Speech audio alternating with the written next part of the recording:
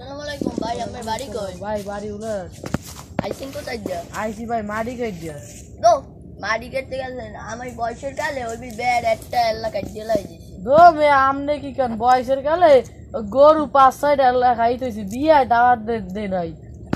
ওই বয়সের কালে 300 মিনিট এলা ফুটবল খেলছি মাঠ।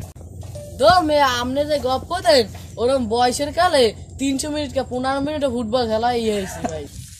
দু মে আম্মে মারেন গপ্প এবিলে একটা নদী এলা ইস্তেলাই দিছি বয়সের কালে। দো মে আমনে মারেন চাপা এরম একটা কোলা এল্লা ইয়েরে দিছি কাট দিয়ে দিছি।